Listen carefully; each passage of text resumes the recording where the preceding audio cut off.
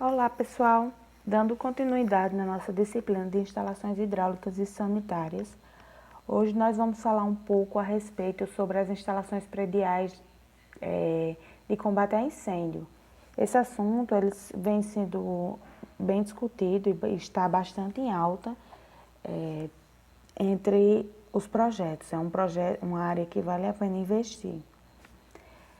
De uma forma ampla, nessa aula 18, nós vamos falar um pouco sobre as considerações gerais, as características de edificação e a área de risco, a classificação de incêndio, algumas medidas de segurança contra o incêndio e os meios de combate a incêndio pelo sistema de extintores. Como é que deve ocorrer esse meio de combate a incêndio por extintor e quais são os cuidados que nós devemos tomar na instalação desses extintores. Considerações gerais. A instalação predial de segurança contra incêndio é um assunto bastante complexo, que depende de uma classificação rigorosa quanto aos riscos de incêndio. De forma de atender todos os requisitos ao usuário, à sua segurança, deve ser atendido a alguns requisitos estabelecidos na legislação da NBR 14.432.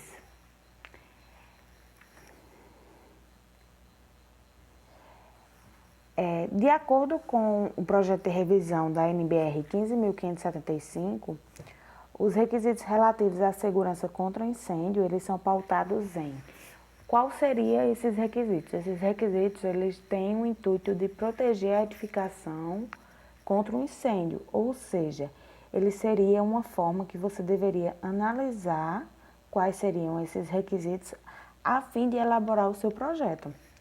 Então, os requisitos para obter um projeto de instalação de combate a incêndio seriam proteger a vida dos ocupantes da edificação e as áreas de risco em caso de incêndio, dificultar a propagação do incêndio, reduzindo os danos ao meio ambiente e ao patrimônio, proporcionar meios de controle e extinção do incêndio e dar condições de acesso para as operações do Corpo de Bombeiro. Então, o intuito principal da elaboração de um projeto contra o combate a incêndio são esses aí. De uma forma geral, em uma forma ampla, seria proteger toda a edificação, inclusive o meio ambiente e tudo, contra o incêndio, ou seja, a fim de, ao máximo, evitar esse incêndio.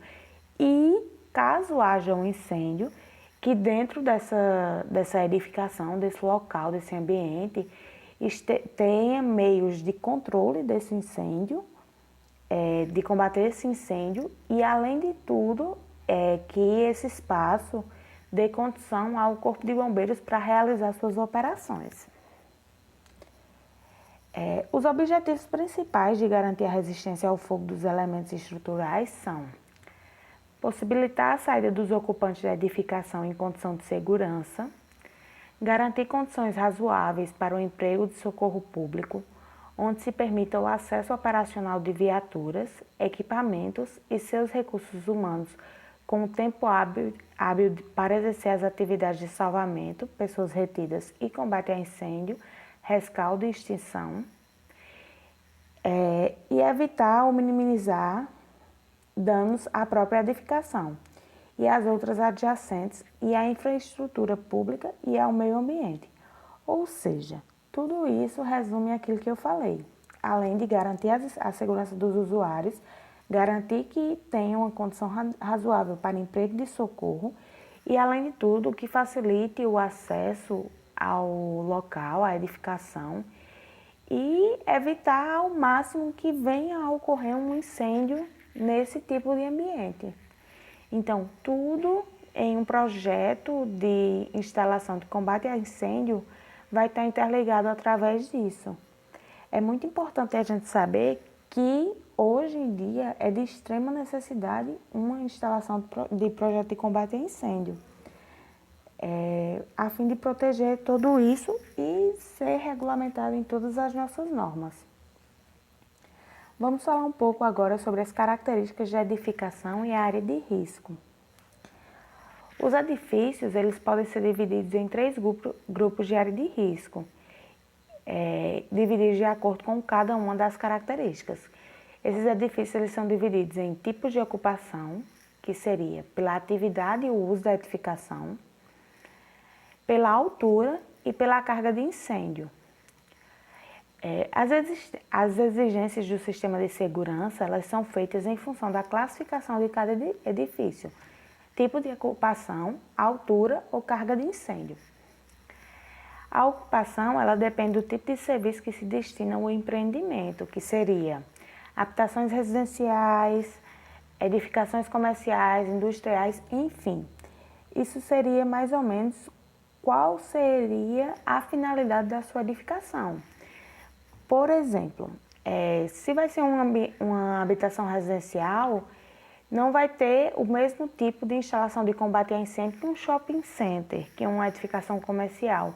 Então, tudo isso vai estar interligado. Você terá que dividir qual é a finalidade da sua edificação, ou seja, você vai dividir como é a sua edificação e a partir daí você vai poder pensar e projetar uma instalação de combate a incêndio que seja necessária para a sua edificação. A altura e a limitação da área estão intrinsecamente ligadas ao combate ao fogo. Quanto maior a altura, mais difícil a saída das pessoas e o acesso das equipes de combate a incêndio.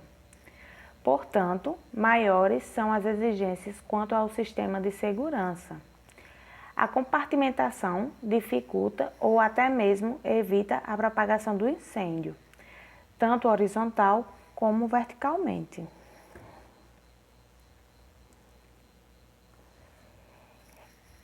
As medidas de segurança contra incêndio nas edificações em áreas de risco, elas devem ser apresentadas ao CBP-MESP para análise por meio de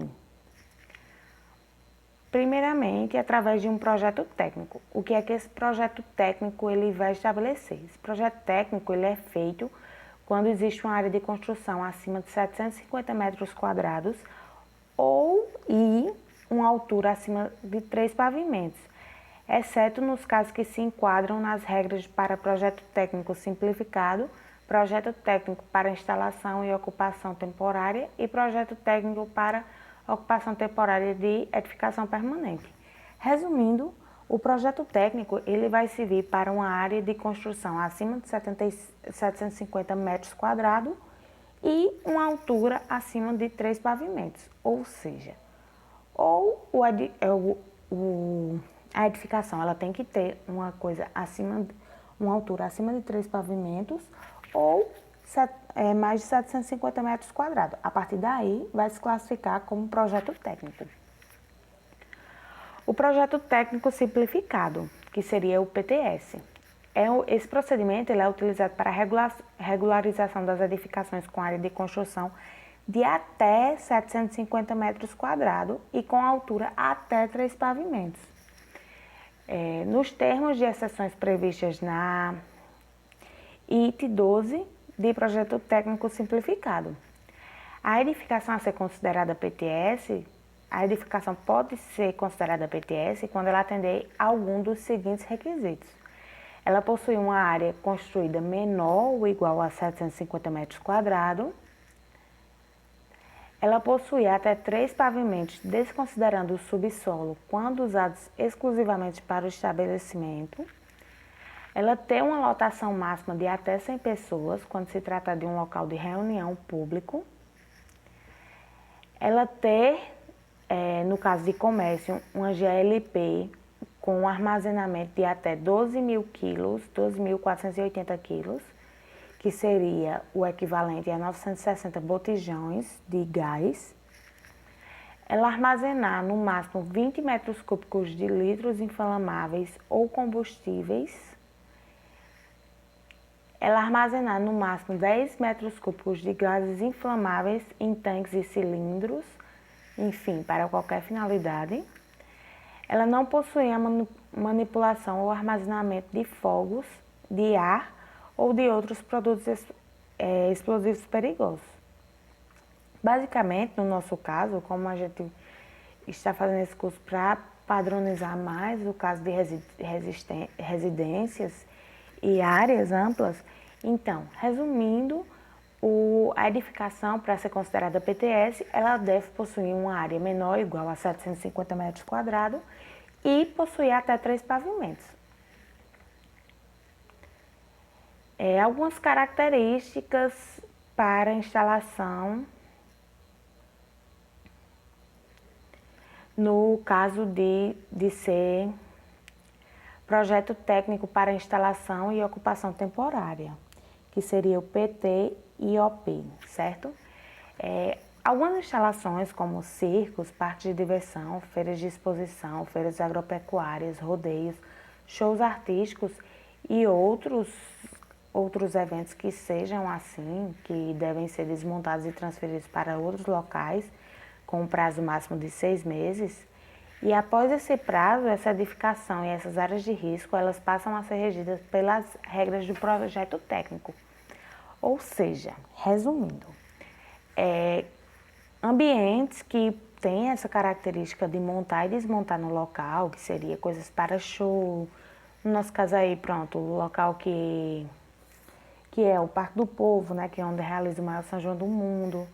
No caso de circo, parque de diversão, essas feiras de exposição, elas têm um prazo máximo de 6 meses para ser considerado um projeto técnico para a instalação e ocupação temporária.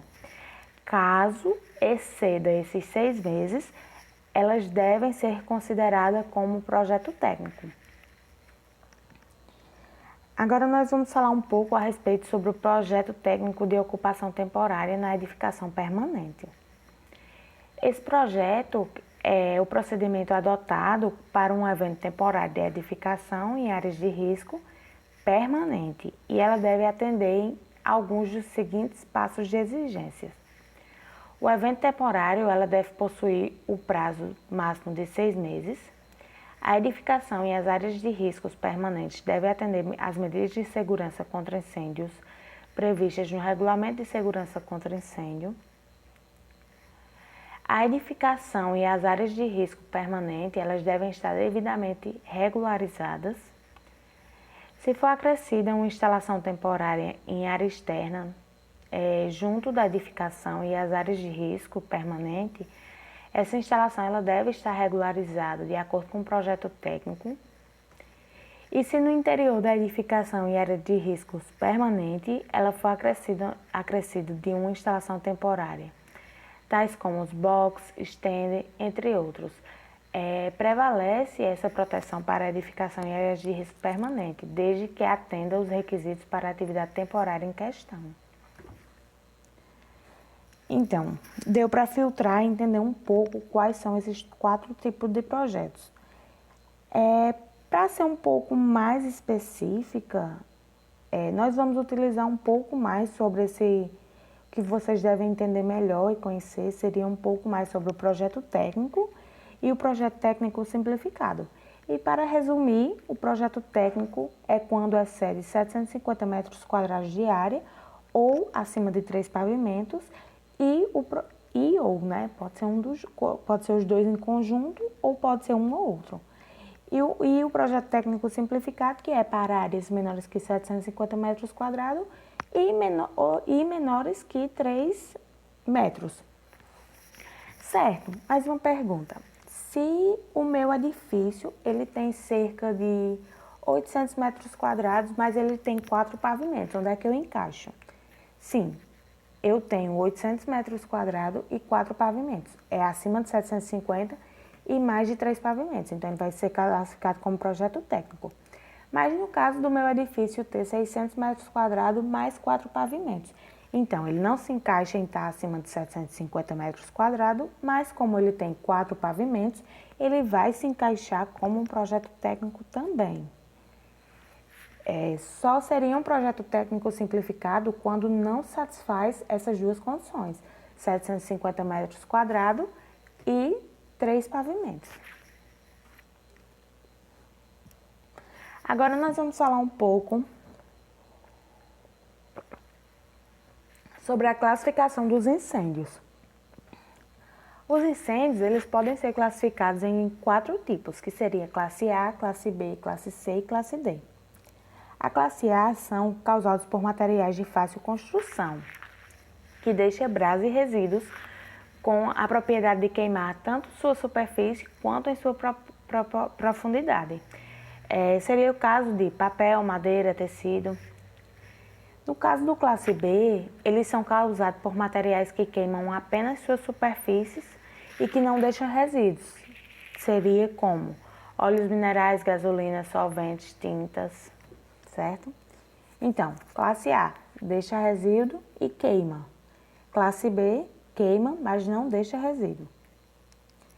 O classe C, ele é o fogo quando ocorre através de equipamentos elétricos, motores, geradores, transformadores, aparelhos de ar-condicionado, televisores, quando eletrificados. Isso que é muito importante. Caso exista energia elétrica, os incêndios, elas se desligam, né? Os incêndios, eles passarão a ser classificados por classe A. Vou dar um exemplo bem básico. Tipo, minha televisão está ligada, minha televisão da sala. E ela incendiou porque ela está ligada, ela deu um curto-circuito e através desse curto-circuito ela começou a pegar fogo.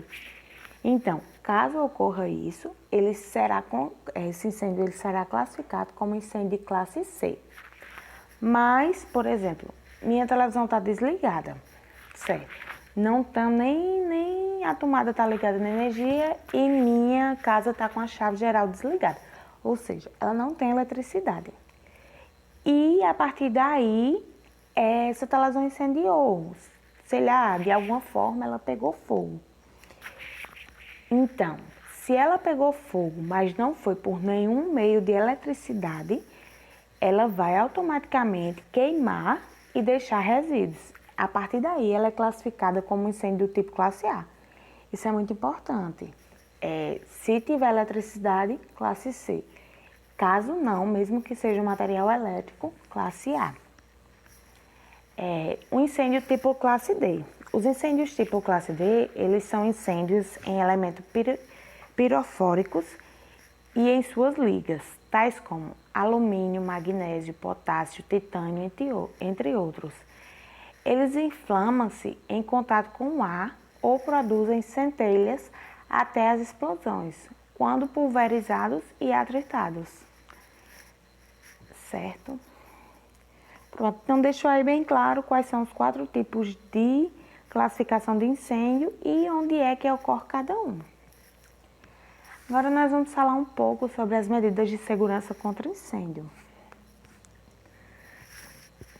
Essas medidas de segurança contra incêndio, ele é o conjunto de dispositivos ou sistemas que são instalados nas edificações ou áreas de risco necessários para evitar o surgimento de um incêndio e limitar sua propagação, possibilitando a extinção e ainda propiciar a proteção à vida e o meio ambiente e o patrimônio. Uma edificação segura, ela apresenta baixa probabilidade de início de incêndio e alta possibilidade de fuga dos moradores, além de se considerar uma propriedade vizinha, quanto à possibilidade de risco e a rápida extinção do foco inicial. Dentre as medidas existentes que visam a proteção contra incêndio dos edifícios, os tópicos mais diretamente voltados a arquiteturas que podem ser agrupados em 2 sistemas seria as medidas ativas de proteção, que elas abrangem a detecção, o alarme, a iluminação de emergência e a extinção de fogo, automático ou manual. E os sistemas de sinalização, ou seja, medidas ativas de proteção. Ela vai ser aquela completa. Ela vai detectar o incêndio, ela vai alarmar, ela vai inserir uma iluminação de emergência e ela própria vai garantir a extinção do fogo. E também, caso ela ocorra em um sistema de sinalização, seria o caso dos sprinkles, que nós vamos ver mais à frente. Ou seja, a partir do momento que ele tem a detecção de fumaça de alguma coisa, ele começa a jogar água, começa a jogar uma medida que vá acabar com aquele incêndio. E as medidas passivas, que são aquelas que abrangem o controle dos materiais, os meios de escape, a compartimentação e a proteção da estrutura. Agora nós vamos falar um pouco sobre os meios de combate a incêndio através do sistema de proteção por extintores, certo? Mas antes de tudo, eu vou falar um pouco sobre essa medida de proteção de extintores. Nós sabemos que temos dois tipos de medidas, que seriam as medidas ativas de proteção e as medidas passivas. As medidas ativas de proteção, elas são aquelas que ocorrem de forma automática ou manual. E elas se seguram tanto em tudo, elas abrangem da detecção do fogo até a extinção. Já as medidas passivas são aquelas que elas protegem a estrutura e têm um meio de escape, certo? Então, nós vamos falar um pouco sobre o sistema de proteção de extintores. O sistema de proteção de extintores, ele não é uma coisa automática. Então, nós pensaremos, não, então o sistema de extintor, ele é uma medida passiva. Não. Por quê? Porque as medidas ativas de proteção, elas garantem a extinção de fogo automática ou manual ou manual. Então, e as medidas passivas, elas garantem só um esquema de escape, uma forma de escape e uma forma de proteção da estrutura. Então, o sistema de proteção a incêndio, ele é considerado uma medida ativa de proteção. Um extintor, ele é formado por substâncias de características variadas, espuma mecânica, gás carbônico, pó químico seco, água pressurizada e compostos de halogenados. Eles podem ser portáteis ou sobre rodas, no caso das carretas, com capacidades variáveis, de acordo com a categoria do incêndio, ou seja, se ele vai ser um incêndio classe A, classe B, classe C ou classe D, seleciona-se o tipo de extintor a ser empregado. Os extintores, eles devem obrigatoriamente obedecer às normas brasileiras, que são os regulamentos técnicos do Instituto Nacional de Metrologia, normalização e qualidade industrial, ou seja, o Inmetro.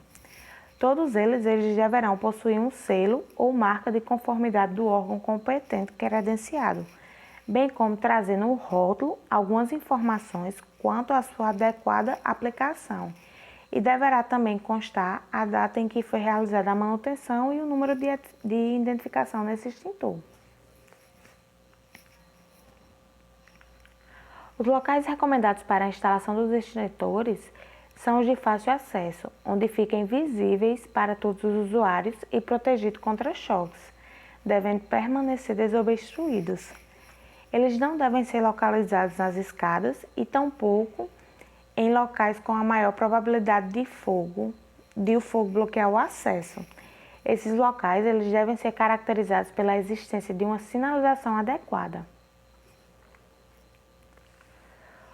Os extintores eles deverão ser distribuídos de modo a adequar-se à extinção do tipo de incêndio dentro da sua área de proteção. E cada extintor ele deve ter uma distância máxima de caminhamento de no máximo 25 metros para o caso de um risco baixo, 20 metros para o caso de um risco médio e 15 metros para o caso de um risco alto.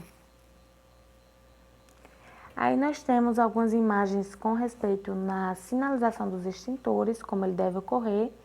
Nesse caso, esse extintor ele aí é de gás carbônico, no caso da sinalização dos extintores, e uma padronização que deve obedecer à altura do extintor, que chegaria até 1,60 m. A aula de hoje fica por aqui. Obrigada pela atenção, pessoal. E a frase que eu deixo é: vencer por meios que não acredito me trazem resultados que eu não preciso. Essa frase é de Mahatma Gandhi. E obrigada pela atenção e até a próxima aula.